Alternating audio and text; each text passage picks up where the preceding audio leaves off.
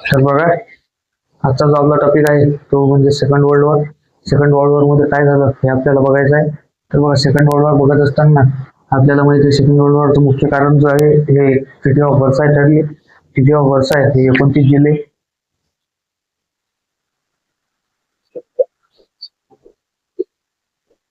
1919 ला झालेली संधी. या संधीमुळे जर्मनीवरती लागलेले खूप सारे एलिगेशन्स जे आहेत त्याच्यामुळे जर्मनीची आर्थिक स्थिती ढासळली.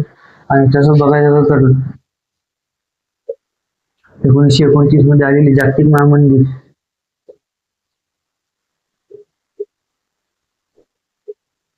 जागतिक महामंदी जी होती, या जागतिक महामंदीमुळे काय झालं की जे युएसए आपल्याला मधील युएसए मधील बँक जे जर्मनीला कर्ज देत होते त्यांनी कर्ज देण्यास मनाई केली व जे कर्ज दिलेलं होतं ते जर्मनीला वापस मागण्यास सुरुवात केली. ते जर्मनीला कर्ज वापस मागण्यास सुरुवात केली असता त्यावेळेस जर्मनीमध्ये एक नवीन व्यक्तिमत्व उदयास आलं, ते म्हणजे हिटलर.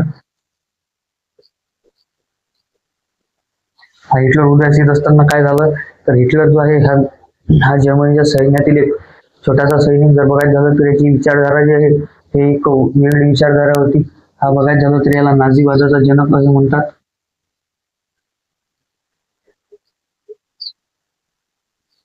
नाझीवाद आणि याच्याच सोबत म्हणजे याच्याच सारखी विचारधारा असलेला दुसरा म्हणजे मुसोलिनी.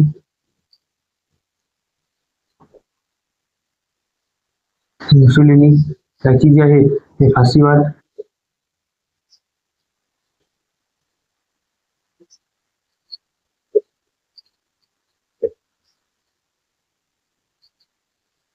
हा फाशीवादी आणि हा नाझीवादी बघायचं झालं तर हा जर्मनीचा आणि हा इटलीचा. तर बघा, जर्मनी आणि इटली जर बघायचं झालं तर हे एकमेकांना त्यावेळेस बॉर्डर शेअर करत होते. तर त्यामुळेच यांचे जे संबंध आहेत ते चांगले होते आणि या दोघांनी एकमेकाला युद्धामध्ये जे आहे हे बरेच प्रकारे सपोर्ट केलेला बघायला मिळतो. सेकंड वर्ल्ड वॉर कधी सुरू झालं तर बघा 1939 ला सुरू होऊन 45 ला खलास झाला. 45 ला युद्ध संपल्यानंतर आपल्याला बघायला मिळेल की त्यावेळेस जे दोन मुख्य नेते होते हे मरण पावलेले होते. बघायला झालं मुसोलिनी त्याची हत्या करण्यात आली व हिटलर जो आहे हिटलर याने आत्महत्या केलेली होती. त्यामुळे जर्मनी आणि इटली या दोन ज्या सत्ता आहेत ज्यांच्यामुळे दुसरं विश्वयुद्ध सुरू झालं त्या सत्ताचा अंत झाला. व काय झालं, एक नवीन राष्ट्र आपल्याला म्हणता येईल जपान. जपानने काय सुरू केलं तर जपानने जर बघायचं झालं तर जपान जवळ असलेले जे बेट होते तिथं कुठं अमेरिकाचं असेल, तिथं ब्रिटनचं असेल, तिथं फ्रान्सचं असेल.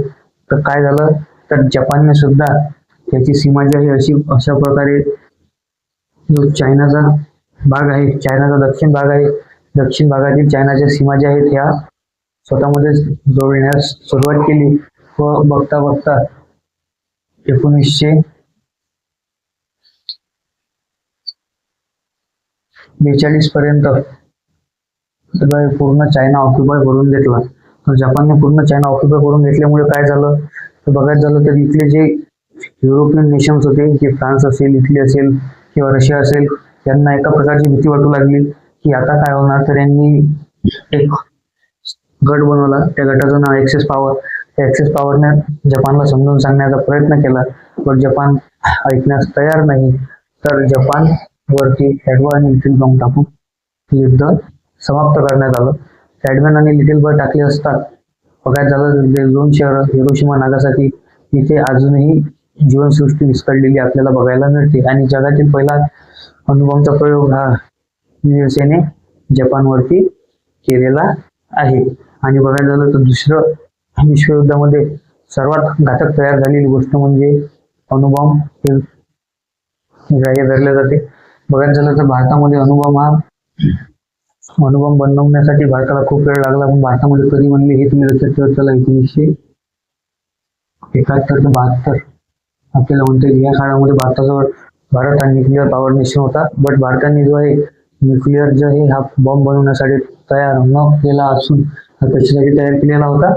हा भारताने जे आहे पॉवर प्लांट चालवण्यासाठी न्यूक्लिअर तयार केलेला होता. तर बघा, ट्रिटी ऑफ वर्साय तृतीय वर्षामुळे काय झालं, तृतीय वर्षा झाल्यामुळे आपल्याला म्हणता येईल जर्मनीवरती खूप सारे एलिगेशन्स लागले. त्याच्यामध्ये सर्वात मुख्य म्हणजे आर्मी 1,00,000पेक्षा कमी ठेवणे. दुसरं म्हणजे काय, दुसरं म्हणजे एअरफोर्स आणि नेव्ही न ठेवणे.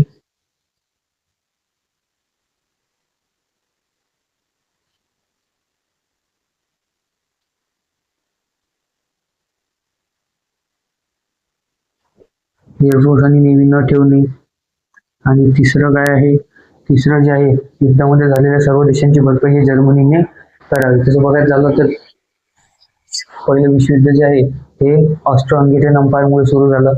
ऑस्ट्रो हंगेरियन एम्पायरमुळे चालू झालेल्या विश्वयुद्धाची जी भरपाई आहे हे जर्मनीला करावी लागली.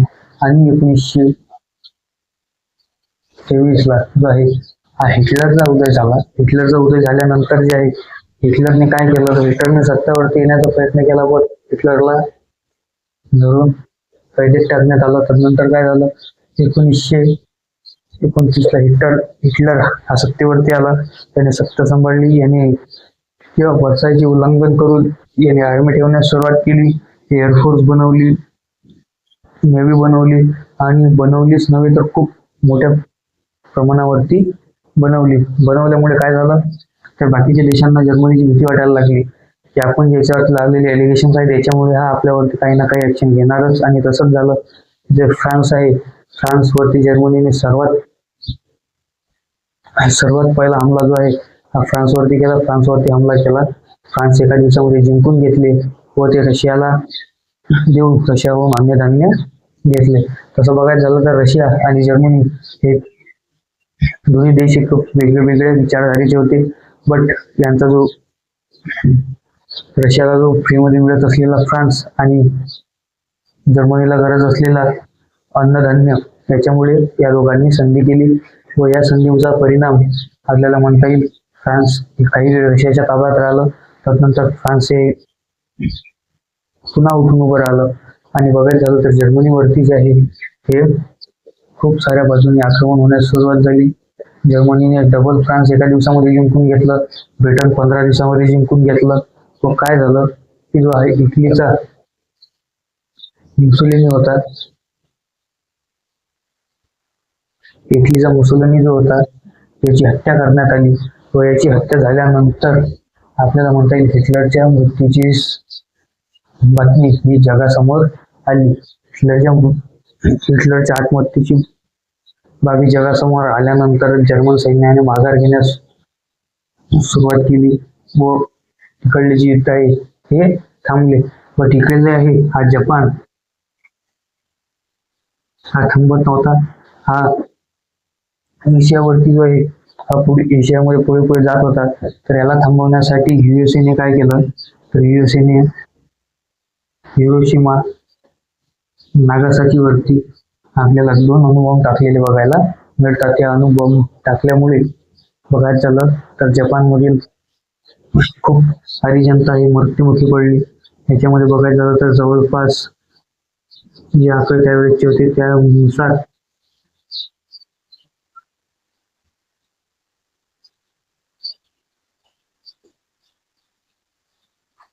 55,000 लोक जे आहेत ते मृत्युमुखी पडले असे म्हटले जातं. तर बघा हे फक्त झाले जपानमधले. आणि पूर्ण विश्वयुद्ध जे आहे हे सेकंड वर्ल्ड वॉर त्याचं जर बघायचं झालं तर याच्यामध्ये आपल्याला बघायला मिळेल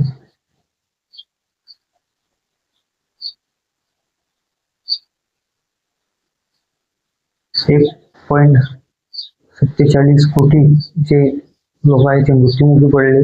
ते लोक मृत्युमुखी पडल्यामुळे काय झालं, तर जगामध्ये जे आहे हे लोकसंख्या एकदम घसरली. रशियामध्ये जर अशी परिस्थिती निर्माण झाली की पुरुषांच्या नावावरती फक्त काहीच जे आपल्याला म्हणता येईल काहीच लोक शिल्लक होते. आणि त्यामुळेच आपल्याला बघायला मिळेल सध्या या देशांमध्ये जे आहे हे लोकसंख्येचे जे प्रमाण आहे हे खूप कमी प्रमाणात बघायला मिळेल. सध्या तर आपल्याला बघायला मिळेल की जे आहे हे एज्युकेशनमुळे आहे.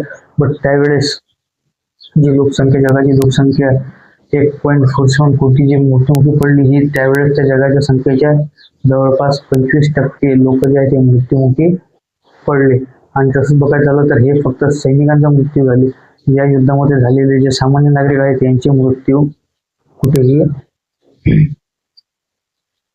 ग्राह्य धरल्या जात नाही. तर हे झालं आपलं सेकंड वर्ल्ड वॉर.